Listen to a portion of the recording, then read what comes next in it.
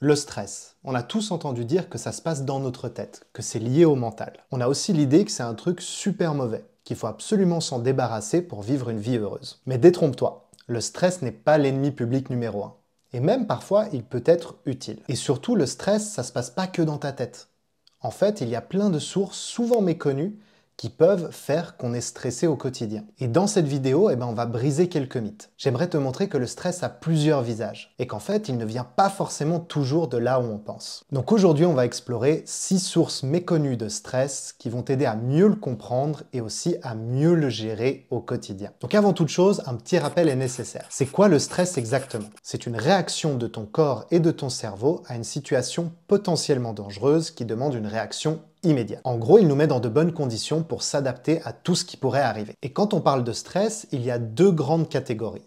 Ce qu'on appelle le bon stress et le mauvais stress. On va commencer par le bon stress. Parce qu'en fait, le stress à petite dose, c'est pas forcément quelque chose dont on veut se débarrasser complètement. Dans certaines conditions, il peut même être ton allié. Il va nous aider à survivre, il va nous aider à dépasser des situations qui pourraient nous challenger. En gros, le stress, il va mettre ton corps et ton esprit en mode superhumain. Il va te mettre en condition pour réagir vite et efficacement. Ton cœur bat plus vite, tes muscles se tendent, tu es hyper focalisé et tu es sur le qui-vive. Ça, c'est des réactions de survie. Même dans des choses très concrètes de la vie quotidienne, le stress, il peut des fois nous aider. Par exemple, si tu as un examen ou une compétition, ou peut-être que tu dois prendre la parole en public, réaliser une prestation qui peut parfois être un peu difficile, on va avoir des formes de stress, de trac, qui vont nous mettre dans des bonnes conditions, dans des conditions de focalisation, de présence, et qui vont nous permettre de nous dépasser, d'aller au-delà de nos limites. Mais parfois, pour certaines personnes, ce stress, il n'est pas juste dans ces moments-là. Il fait un peu de zèle et il reste présent sur le long terme, même quand il n'aurait pas forcément besoin d'être là. Et quand il reste sur des périodes trop longues, là, ça peut devenir un véritable problème. Donc parlons maintenant de ce stress qui nous gâche la vie, ce mauvais stress, comme on dit. Tu sais, ce stress qui te paralyse, qui te garde tendu quotidiennement, qui te fait de l'anxiété et qui pourrit tes journées. C'est ce stress chronique qui peut vraiment poser problème. C'est un peu comme avoir une alarme incendie chez soi qui se déclencherait pour tout et n'importe quoi, même un toast grillé. À la longue, on reste dans cette hypervigilance tout le temps et ça devient insupportable. Et c'est pour ça qu'il est essentiel de savoir rééquilibrer ce système d'alarme pour qu'il fonctionne normalement. Et ça, c'est une des clés pour gérer efficacement son stress. Maintenant, parlons des sources de ce stress. D'où est-ce qu'il vient? Eh bien, il ne vient pas toujours de là où on pense. Ce n'est pas forcément quelque chose qui se passe toujours dans la tête. Parfois, ça peut aussi être notre corps qui envoie des signaux de stress. On verra qu'il peut y avoir différentes sources de ce stress qui vient du corps. D'autres fois, ça vient effectivement du mental, de nos croyances, de nos manières de gérer nos émotions, etc. Donc ensemble, on va aller explorer des sources un peu méconnues de stress, des choses qu'on ne pense pas forcément. Le but, c'est que tu puisses comprendre ce qui a pu déclencher ce stress en toi, et donc que tu puisses mieux cibler les raisons de ton stress, et donc mieux le gérer. Bon, on va commencer par un très gros responsable de stress et d'anxiété. Et ce responsable, c'est ce qu'on appelle le système nerveux. Si ton système nerveux est un peu trop sensible ou déséquilibré, alors il peut créer du stress et de l'anxiété à l'intérieur de toi. Qu'est-ce que ça veut dire avoir un système nerveux trop sensible? Ça veut dire que ton système nerveux, il va prendre un petit peu tout ce qui se passe comme une agression. Du coup, même un petit bruit, une petite contrariété, une petite chose peuvent te mettre dans des situations de stress intense. Et donc cette sensibilité, elle va se manifester dans le quotidien. Dès qu'il y a un peu trop de bruit, dès qu'il y a une situation sociale un peu stressante, la moindre chose va venir l'activer et le déranger. Et quand ce système nerveux, il est déséquilibré, tu vas même avoir aussi des symptômes physiques, comme par exemple des maux de tête ou des problèmes digestifs. Alors comment on gère ce stress qui vient d'un système nerveux déséquilibré? Il existe plein de moyens différents. Moi, ce que je conseille, par exemple, c'est de pratiquer des exercices de respiration profonde et conscient. Il existe aussi des méditations spécifiques qui vont aider à réguler le système nerveux. Et un dernier point très important, c'est tout ce qui va être mouvement du corps. Par exemple, des exercices comme le Qigong, le yoga, le tai chi, ou alors même la danse peuvent être extrêmement efficaces pour réguler notre système nerveux. Toutes ces choses vont venir rééquilibrer le système nerveux et diminuer sa sensibilité, le remettre dans un état d'équilibre. Un autre aspect de ton corps qui peut jouer un rôle essentiel dans ton stress, c'est ton microbiote intestinal. Et oui, je parle bien de ton ventre. Imagine ton ventre comme un grand jardin. peuplé de milliards d'individus, comme des petites plantes, des fleurs et même peut-être plein d'insectes, etc. Certains habitants de ce jardin sont bons pour toi et d'autres le sont un peu moins. Et dans ton ventre, ce jardin il est composé de milliards de bactéries. Et ensemble, toutes ces bactéries, elles forment ton microbiote intestinal. Si tu négliges certaines plantes de ton jardin et que tu en arroses trop d'autres, alors tu peux créer un déséquilibre dans ce jardin intérieur. Et si dans ton microbiote c'est le bazar, ça peut vraiment venir déséquilibrer tes humeurs et ton niveau de stress. En fait, il faut bien comprendre qu'entre ton ventre et ta tête, il y a une connexion directe et qu'ils échangent des informations en continu. C'est un peu comme si ton ventre avait une ligne directe avec ton QG qui est ton cerveau. Et si ce microbiote il est déséquilibré, alors il va envoyer des signaux d'alerte à ton cerveau constamment. Et ça va créer du stress et de l'anxiété. Ce déséquilibre, il peut venir de consommation de toxines, de produits chimiques, d'une mauvaise alimentation, de trop de sucre, etc. Et ça va créer une alerte constante. C'est un petit peu comme si ton jardin était constamment attaqué par des parasites. Ton cerveau le ressent et il se met en mode stress, c'est-à-dire en mode défense, en mode vigilance. Et en plus, ce déséquilibre, il peut affecter la création de certains neurotransmetteurs, comme la sérotonine par exemple, qui est un neurotransmetteur essentiel pour ce qui est de la sérénité, de l'apaisement et du bonheur. Alors comment on fait pour entretenir ce jardin qui est dans notre ventre? Avant tout, il va falloir une bonne alimentation.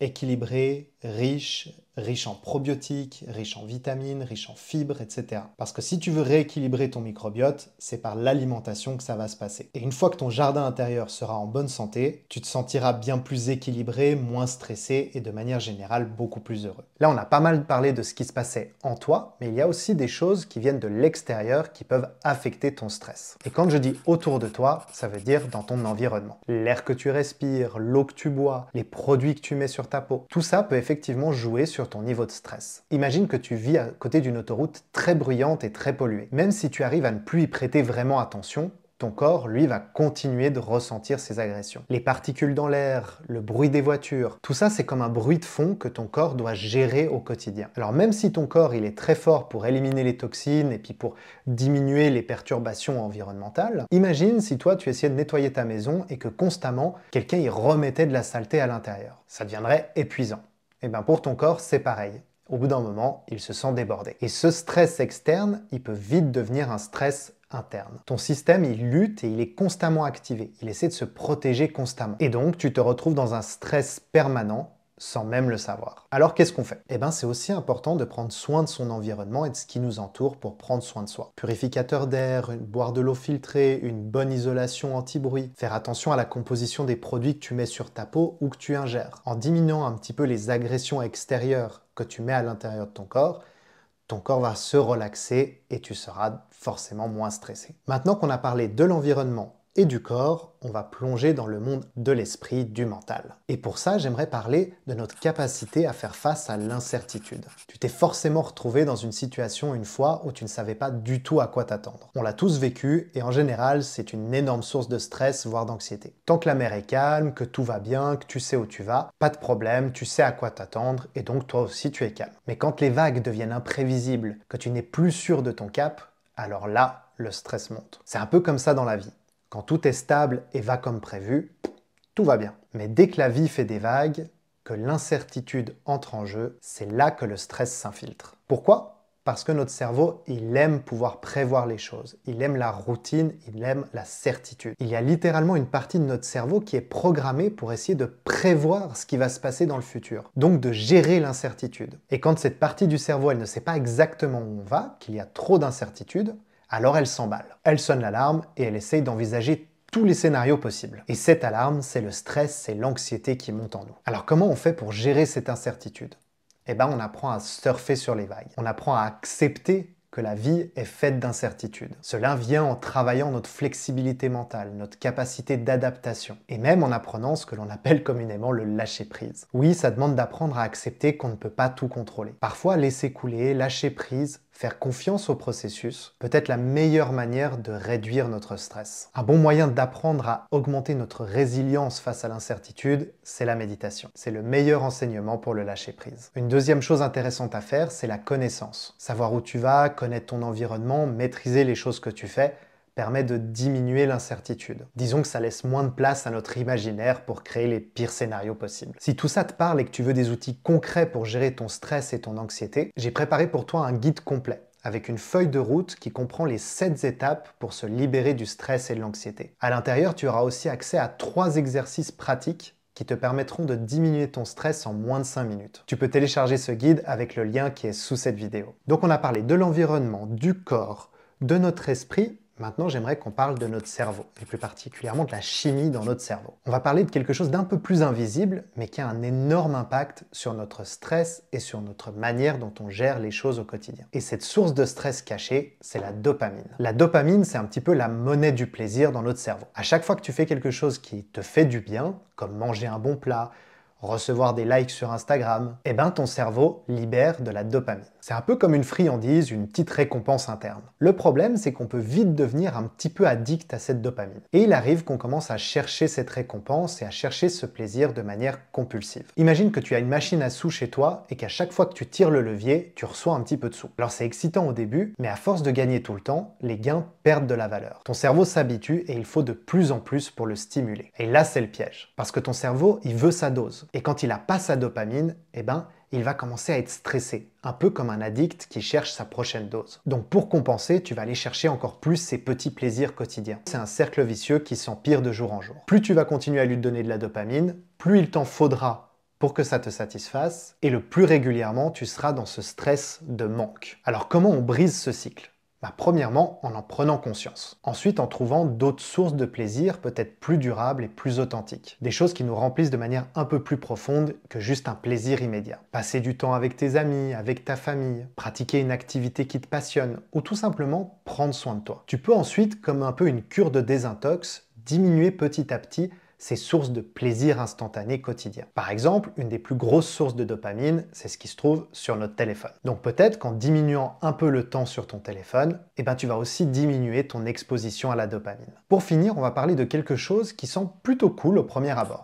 C'est avoir plein de choix. Qui n'a jamais rêvé d'avoir une infinité d'options qui se déroulent devant lui? Sauf qu'en fait, eh ben, ça peut vite devenir un cauchemar. Imagine, tu es dans un magasin de bonbons avec des centaines et des centaines de sortes différentes. Alors au début, tu te dis génial, je vais trouver le meilleur bonbon du monde dans tout ce choix. Mais très vite, cet enthousiasme, il laisse place à une frustration, à un sentiment de stress. Quel est le bon choix? Quel est le meilleur bonbon? Quel est celui que je devrais prendre? On commence à être confus et à avoir peur de faire le mauvais choix. Si jamais je prends ce bonbon et qu'en fait j'ai raté le meilleur bonbon du monde. Et ben c'est pareil dans la vie. À chaque fois qu'on fait un choix, on ouvre des portes, mais on en ferme d'autres. Et plus il y a de portes devant nous, plus c'est difficile de choisir laquelle on voudra prendre. Et ça peut très vite devenir stressant, parce qu'on a toujours peur de faire le mauvais choix et de rater la porte qu'il fallait prendre. En anglais, ils ont un mot très spécifique pour parler de ça, c'est ce qu'on appelle le FOMO. La peur de rater quelque chose. Alors comment on fait pour gérer ce type de stress? Parfois il suffit de simplifier. Réduire les options peut en fait te libérer. Finalement, avoir moins de choix, moins de possessions, moins de possibilités peut souvent signifier moins de stress et plus de sérénité. Tu peux aussi avoir des objectifs plus concrets, une vision bien établie. Ça te permettra d'avoir une direction très concrète et donc d'éviter de partir dans tous les sens et donc d'écarter plein de possibilités, plein de choix et garder les meilleurs, une meilleure vision. Mais même des formes de minimalisme, s'enlever tout ce confort, ce luxe peut en réalité apaiser l'esprit. Évidemment, si les besoins de base sont couverts. Bon là, on a fait un sacré voyage dans l'immense sujet du stress et de l'anxiété. On a exploré ensemble plusieurs sources de stress souvent méconnues et qui peuvent jouer un rôle essentiel dans ton stress. J'espère que ces infos, elles t'apporteront un nouveau regard sur ce qui t'arrive et sur le stress que tu vis. Peut-être que tu as trouvé des pistes, des sources de stress qui peuvent te concerner. Si tu veux aller plus loin, je te rappelle que tu peux télécharger le guide avec les 3 exercices pour diminuer ton stress en moins de 5 minutes. Ce sont des techniques très rapides et très efficaces pour te calmer et te relaxer. Si cette vidéo t'a plu, n'hésite pas à me laisser un petit pouce en l'air, à partager cette vidéo avec quelqu'un qui a peut-être des problèmes de stress, et tu peux aussi me laisser un petit commentaire en dessous de la vidéo pour me dire ce que t'en as pensé, me donner des idées pour les prochaines vidéos. On se retrouve très vite pour continuer à explorer les mystères du mental et des émotions. D'ici là, prends soin de toi et à bientôt pour une prochaine vidéo.